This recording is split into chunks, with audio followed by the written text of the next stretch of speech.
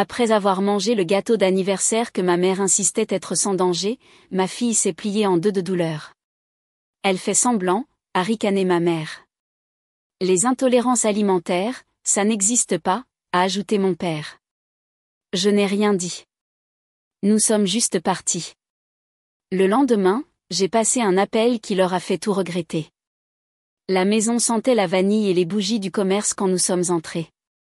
Des ballons flottaient au plafond, des assiettes s'entrechoquaient sur le comptoir de la cuisine, et la musique était de ce genre minuscule, trop joyeux, qui semble toujours essayer de masquer une tension. J'ai tenu la main de Léa un peu plus fort que nécessaire. Elle a serré la mienne une fois, comme un salut secret. Le gâteau était déjà sur la table, glacé de roses, de petites rosettes soignées autour des bords. Une parfaite bougie set attendait au centre, comme préparée pour une séance photo Instagram. Fait maison, a dit ma mère joyeusement, lissant son tablier et affichant un sourire qui n'atteignait pas tout à fait ses yeux. J'ai hoché la tête et souri parce que c'est ce qu'on est censé faire. Parce que certaines guerres ne se combattent pas avec des mots. Elles se combattent avec de faux sourires, des hochements de tête polis et des assiettes en carton. Je n'ai rien dit à propos du gâteau au début, mais quand ma mère a coupé les parts, je me suis penchée nonchalamment et j'ai demandé, « Il est sans gluten, n'est-ce pas ?» Elle a ri comme si j'avais dit quelque chose d'adorable. Bien sûr qu'il l'est. Je l'ai fait moi-même.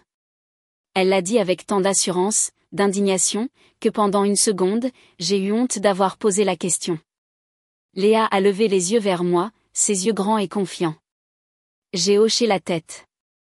C'est ton anniversaire, ma chérie. Tout va bien.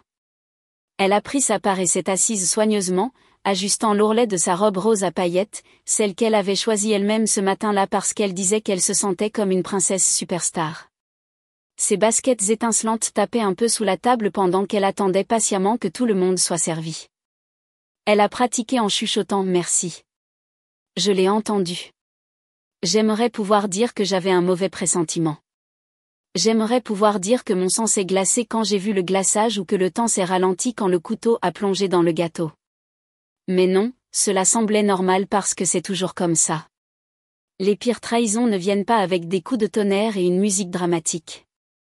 Elles viennent emballées dans du papier de soie et nouées d'un ruban. Nous avons chanté. Léa a soufflé sa bougie d'un léger souffle. Elle a fermé les yeux si fort que j'ai pu voir ses cils trembler. Elle a fait un vœu. Je ne sais pas ce que c'était.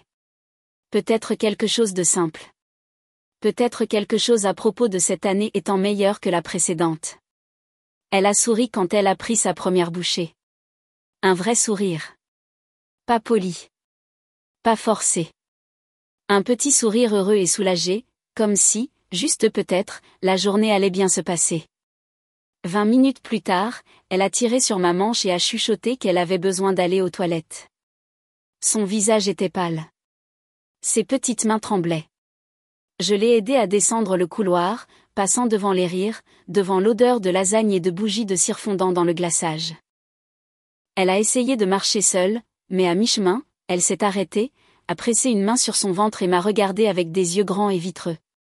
Si vous ne savez pas grand-chose sur l'intolérance au gluten, laissez-moi vous expliquer rapidement. Léa n'a pas la maladie cœliaque. Elle ne va pas mourir d'une seule miette de pain. Mais elle a ce qu'on appelle une sensibilité au gluten non cœliaque. Et c'est réel. Assez réel pour qu'une bouchée de la mauvaise chose signifie des heures, parfois des jours d'agonie. Des crampes qui donnent l'impression que quelqu'un lui fait des nœuds à l'intérieur. Des nausées. Des ballonnements qui lui donnent l'impression que sa peau est trop tendue. Des maux de tête qui font mal juste de bouger. Elle n'a que 7 ans, mais elle est déjà douée pour le cacher parce qu'elle a vu les blagues en ligne. Entendu les adultes rire des fausses allergies. On lui a dit une fois, doucement, qu'elle faisait des caprices. Elle n'aime pas être différente. Elle n'aime pas être l'enfant sans gluten. La plupart du temps, elle garde la douleur pour elle. Alors quand Léa dit qu'elle a mal, quand elle demande de l'aide, c'est déjà grave. Nous sommes arrivés aux toilettes. Je l'ai aidée à s'asseoir sur le sol, j'ai délicatement écarté sa robe pour qu'elle ne s'asseye pas dessus. Elle a agrippé son ventre et a commencé à pleurer. Doucement au début, puis plus fort, Comme si elle essayait de s'excuser à chaque respiration. Mon ventre fait mal, maman, a-t-elle chuchoté. Ça fait vraiment mal. Je lui ai brossé les cheveux de son visage, lui ai dit que tout allait bien, lui ai dit qu'elle ne faisait rien de mal, lui ai dit que je serais là pour elle quoi qu'il arrive. Je ne sais pas combien de temps nous sommes restés là. Assez longtemps pour que le bruit de la fête commence à sembler étouffé et lointain. Assez longtemps pour que sa respiration ralentisse, même si la douleur ne diminuait pas. Quand nous sommes enfin sortis, Léa agrippée à mon côté, son visage marbré et rouge, les rires battaient déjà leur plein. Elle fait semblant, a lancé ma mère de la cuisine, agitant son verre de vin comme si elle démarrait un défilé. Les enfants d'aujourd'hui sont tellement fragiles, a dit mon père assez fort pour que deux des cousins ricanent. Ma sœur, désolée, Chloé, a souri avec suffisance et a ajouté, elle veut probablement juste de l'attention. C'est son anniversaire après tout. Léa a tressailli si fort que je l'ai senti dans mes propres os. Je l'ai serré plus fort contre moi. Je n'ai rien dit. Pas encore. Parce que c'est là que je l'ai vu. La poubelle près du comptoir. Le couvercle était à moitié ouvert, juste assez pour que je puisse voir le bord froissé d'une boîte de pâtisserie. Pas un gâteau fait maison. Loin de là. Je me suis rapprochée. Personne ne l'a remarqué. Ils étaient trop occupés à rire, à remplir leurs assiettes, à jeter des serviettes. La boîte venait d'un magasin local. Un que je savais ne pas proposer de gâteau sans gluten à moins de commander des semaines à l'avance. Et même dans ce cas, il le marquait d'un grand autocollant doré. Sans gluten. Cette boîte, pas d'autocollant, pas d'étiquette, juste le gâteau de pâtisserie standard, chargé de farine. J'ai ressenti ça alors. Pas de la rage, pas encore. Quelque chose de plus froid, quelque chose de plus lourd.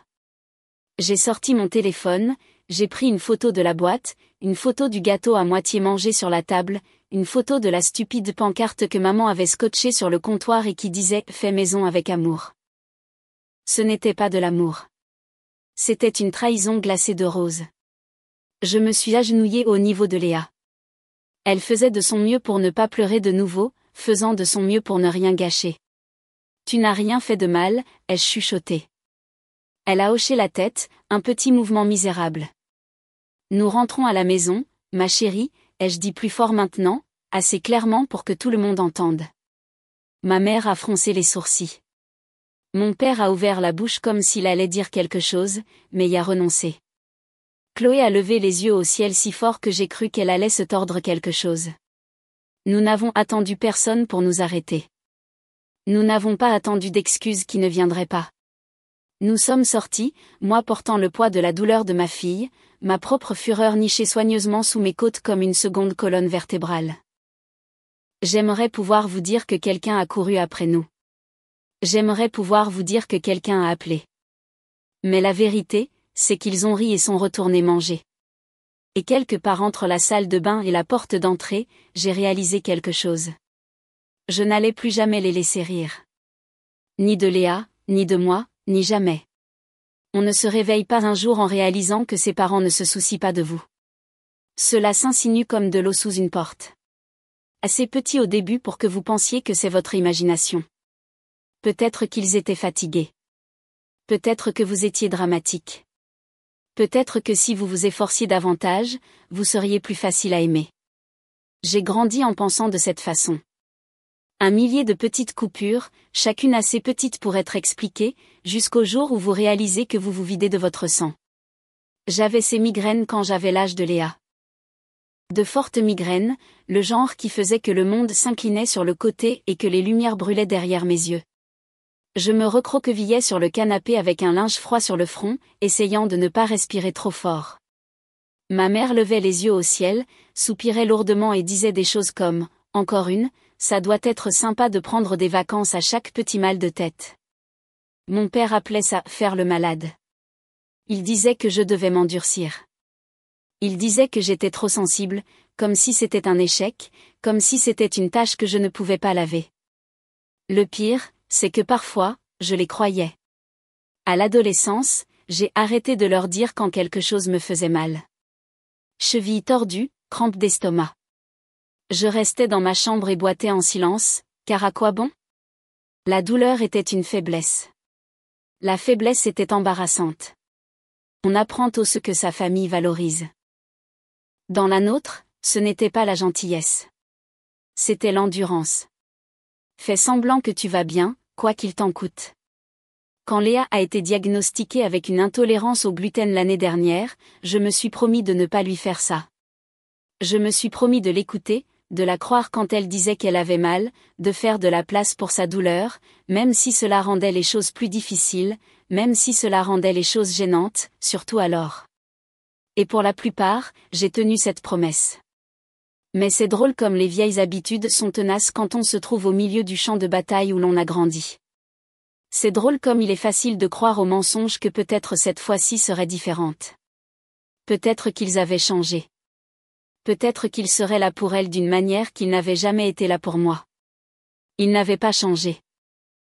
J'étais juste devenue meilleure pour me mentir à moi-même. Je l'ai vu dans les petites choses avant la fête. La façon dont ma mère soufflait quand j'envoyais un rappel sur le régime alimentaire de Léa. La façon dont ma sœur Chloé levait les yeux au ciel quand je mentionnais d'apporter des collations sûres. La façon dont papa marmonnait sous sa respiration que tout le monde était allergique à tous ces jours-ci. La façon dont il plaisantait à Noël dernier sur des bombes à gluten surprises quand il servait des apéritifs. J'ai ri à l'époque. Je me suis dit que c'était inoffensif. Je me suis dit qu'ils étaient juste démodés. Je me suis dit beaucoup de choses qui n'étaient pas vraies.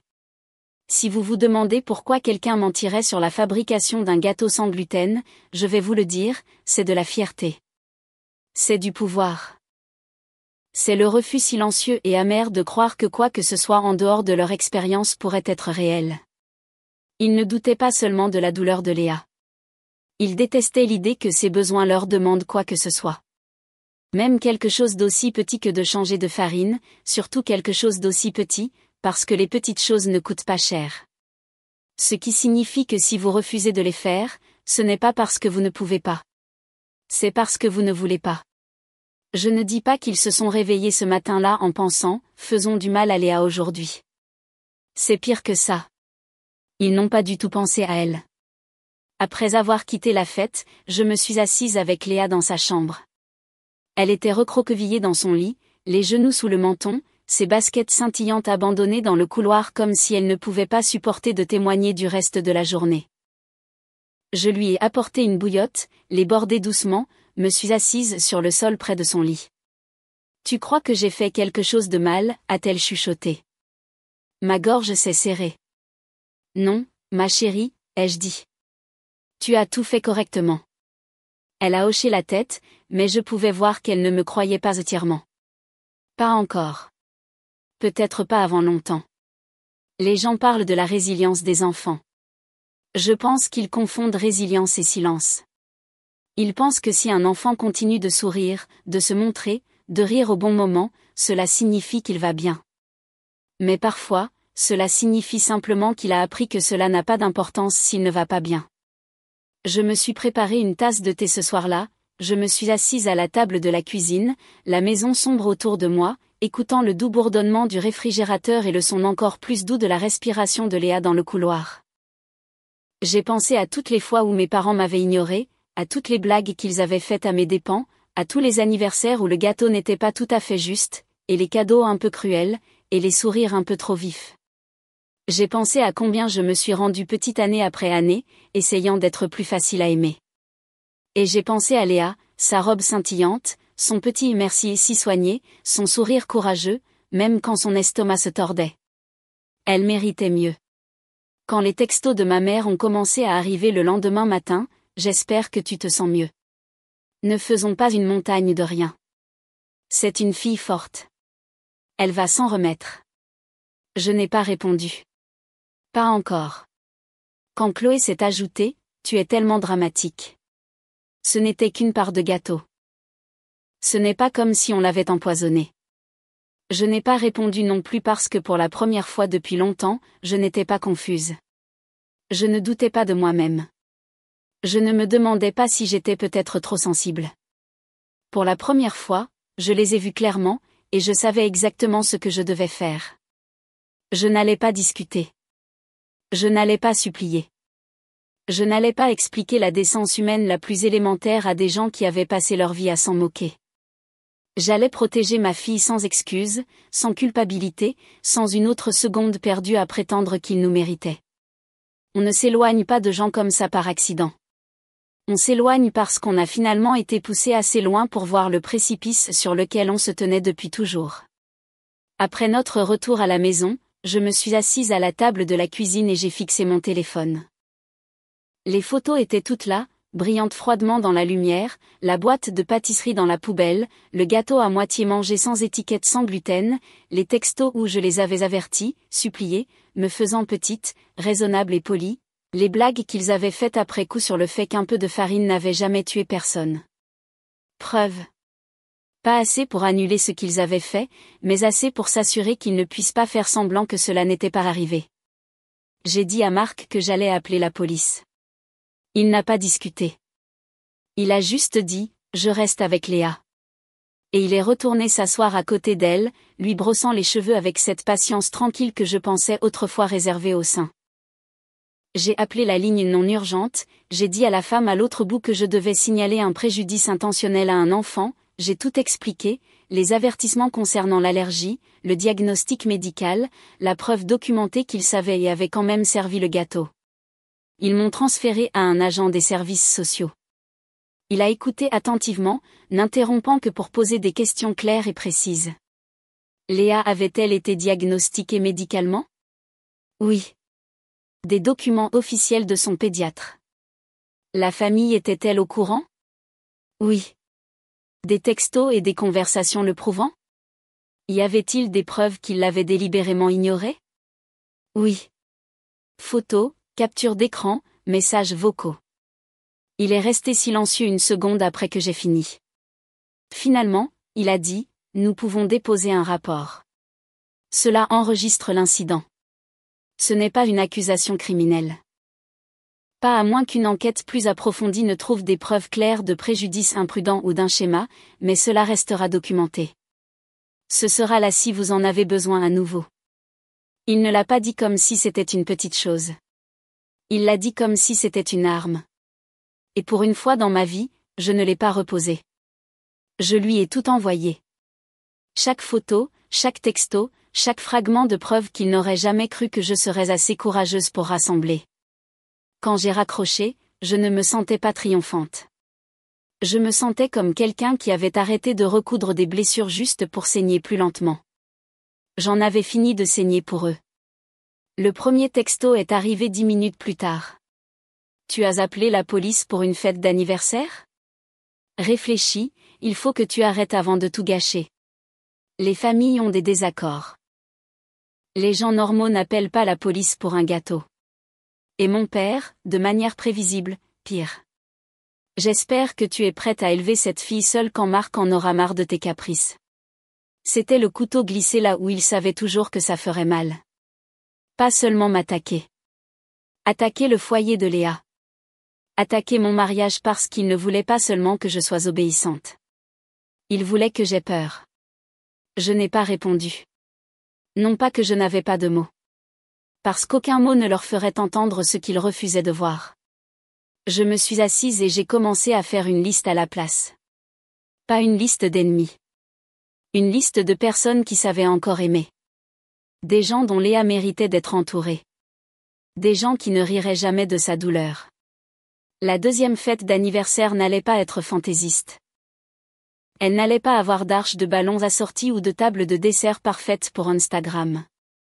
Elle allait avoir quelque chose de mieux. Elle allait avoir de la sécurité. J'ai d'abord envoyé un texto à Mia, la marraine de Léa, et en quelques minutes, elle m'envoyait des captures d'écran d'abris de pique-nique disponibles à la location. J'ai ensuite envoyé un texto à la maîtresse de Léa, qui s'était une fois assise avec elle pendant le déjeuner quand une remplaçante avait apporté la mauvaise collation et que Léa était tombée malade. J'ai envoyé un texto à 3 des amis de Léa, ceux qui vérifiaient toujours les étiquettes sans qu'on le leur demande. En 1 heure, nous avions une liste d'invités, un plan, une commande de pâtisserie passée pour des cupcakes sans gluten avec un glaçage personnalisé avec de petites étoiles argentées. Personne de ma famille n'a été invité. Pas un seul. Et je n'ai pas ressenti de culpabilité, pas même une seconde, parce qu'on n'invite pas les gens qui allument des allumettes juste pour vous regarder vous démener pour éteindre l'incendie. Ce soir-là, le téléphone a sonné de nouveau.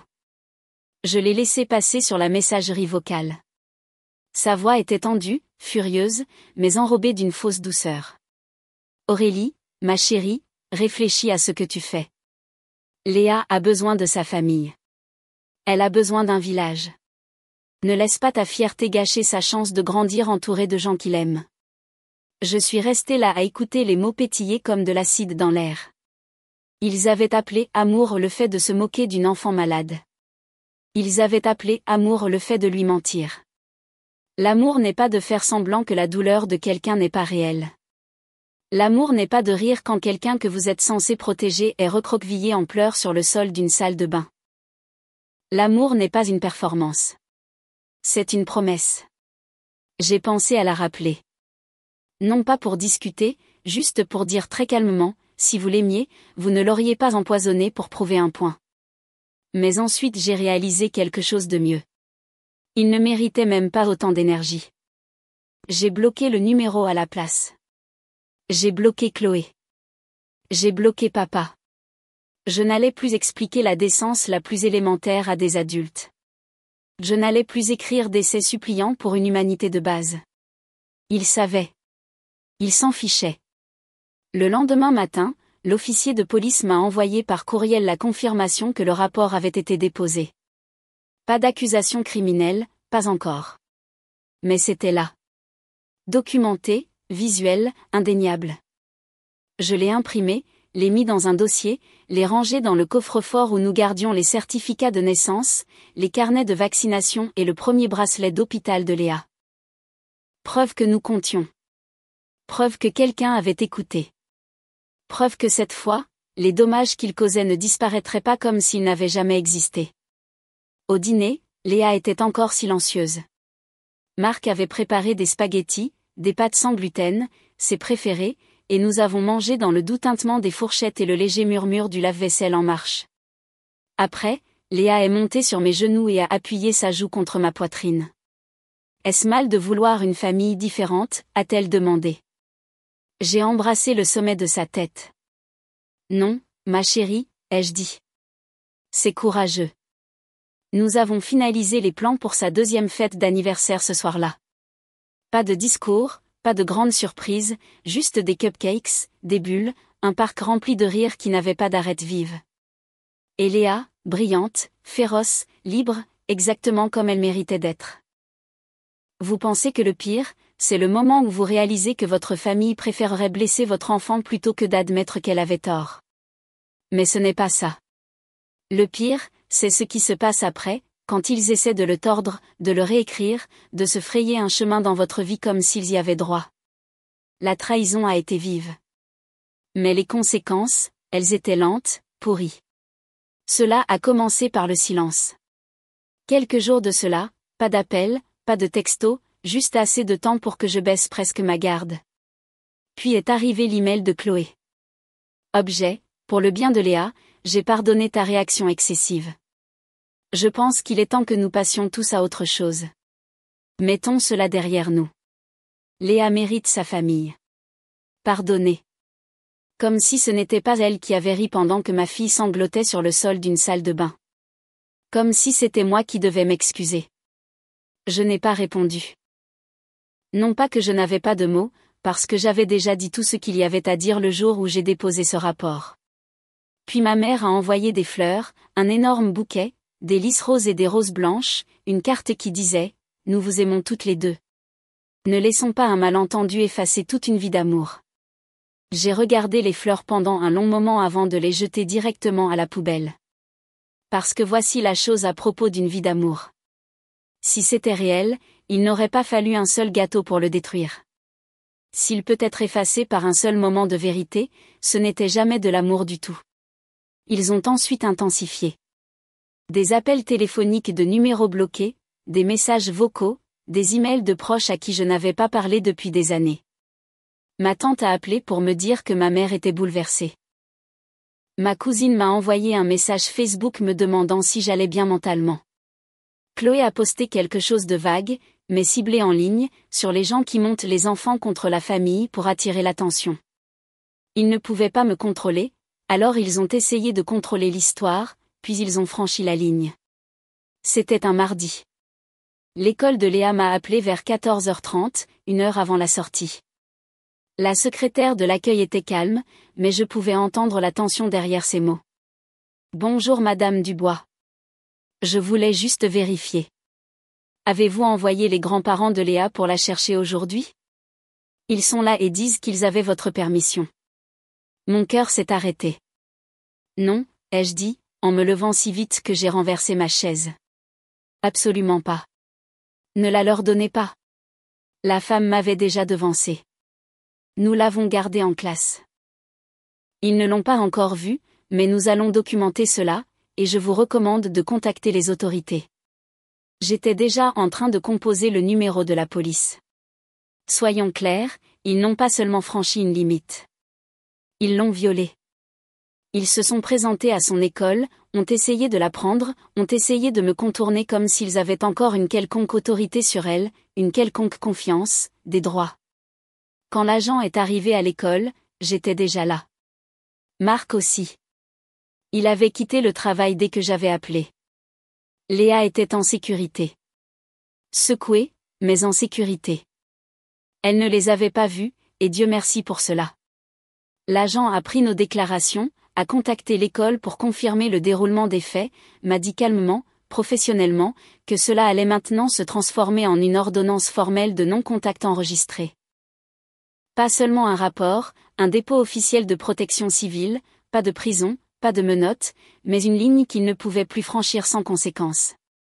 Et pour une fois, il devrait vivre avec quelqu'un d'autre qui fixe les limites. Ils ont essayé à nouveau 2 jours plus tard. Cette fois, ils ont déposé une boîte de jouets et de vieilles photos de famille sur notre porche. Léa l'a trouvée, a ouvert le couvercle et a fixé une photo d'elle-même, tout petit, assise sur les genoux de ma mère. Elle a demandé, « Est-ce que je dois les aimer si je n'en ai plus envie ?» Je me suis assise à côté d'elle et j'ai dit, « Non, mon bébé. » Elle a hoché la tête et ferma la boîte. Elle n'a plus demandé. La 2e fête d'anniversaire a eu lieu ce week-end-là. Le temps était frais et lumineux. Le parc était rempli d'enfants courant dans l'herbe, riant des cupcakes, agitant des baguettes à bulles qui captaient la lumière comme des étoiles flottantes. Léa portait de nouveau sa robe scintillante, la même, celle de cette fête, mais cette fois elle la portait sans tressaillir. Elle a dansé. Elle a ri. Elle ne s'est pas agrippé le ventre ni n'a essayé de se cacher quand quelqu'un lui a offert de la nourriture parce que tout avait été soigneusement vérifié 2 fois et fait avec amour, pas avec ego. Elle était en sécurité, pleinement. Finalement. Quelques autres parents ont demandé discrètement plus tard si tout allait bien. Ils avaient entendu des rumeurs, rien de concret. La mère de quelqu'un avait mentionné une dispute familiale. Quelqu'un d'autre avait entendu dire que j'avais appelé la police pour ma propre mère. Je n'ai pas expliqué, je ne me suis pas défendue, j'ai juste dit que nous devions faire ce qui était le mieux pour Léa. Et ils ont hoché la tête parce que les gens qui comptent, eux, ils comprennent. La dernière escalade est venue sous la forme d'une lettre tapée et postée. Pas d'adresse de retour, mais j'ai reconnu la formulation de mon père. Tu as fait ce choix. Nous ne l'oublierons pas. Nous espérons que Léa grandira en réalisant qu'il a vraiment aimé. Les familles sont éternelles. Tu ne peux pas changer cela. Je n'ai pas répondu. Je n'ai pas pleuré. Je n'ai même pas gardé la lettre. Je l'ai déchirée, j'ai fait du thé et j'ai regardé ma fille construire un fort en coussin dans le salon avec son père. Et j'ai réalisé quelque chose de simple. Les familles ne sont pas éternelles. Pas celles dans lesquelles on est, seulement celles que l'on choisit. Le lendemain matin, j'ai fait une demande officielle auprès de l'école et de la crèche. Aucune récupération autorisée sauf pour moi et Marc. Aucune exception, aucun changement sans confirmation en personne et pièce d'identité. J'ai mis à jour les contacts d'urgence, resserré chaque serrure, non pas parce que j'avais peur, mais parce que j'en avais fini de laisser les gens passer à travers les mailles de ma gentillesse. Ils peuvent garder leur version de l'histoire. Ils peuvent me dépeindre comme ingrate, dramatique, vindicative. Mais la vérité, c'est que je leur ai donné toutes les chances et ils les ont gâchées. Une bouchée de gâteau à la fois. Une insulte, un rire, une trahison délibérée. Je n'ai pas brûlé le pont. Ils l'ont enterré chaque fois qu'ils me disaient que la douleur n'était pas réelle. Maintenant, ils peuvent vivre de l'autre côté. Peut-être pensez-vous que j'ai surréagi. Peut-être pensez-vous que j'aurais dû laisser passer. Que ce n'était qu'un gâteau. Juste un mauvais moment. Juste un malentendu. Peut-être avez-vous raison. Ou peut-être n'avez-vous jamais eu à regarder votre enfant dans les yeux et à expliquer pourquoi les gens qui disent l'aimer continuent de la blesser. Je ne suis pas entrée là-dedans en espérant du drame. Je ne voulais pas couper les ponts, déposer des rapports ou changer les politiques scolaires. Mais quand quelqu'un vous montre encore et encore que sa fierté compte plus que la sécurité de votre enfant, à un moment donné, vous cessez d'espérer qu'il changera. Vous changez à la place. Vous protégez votre enfant, même si cela vous coûte le dernier lambeau de famille que vous pensiez avoir. Mais je veux vous entendre. Pensez-vous que je suis allé trop loin? Auriez-vous géré ça différemment? Dites-le moi dans les commentaires.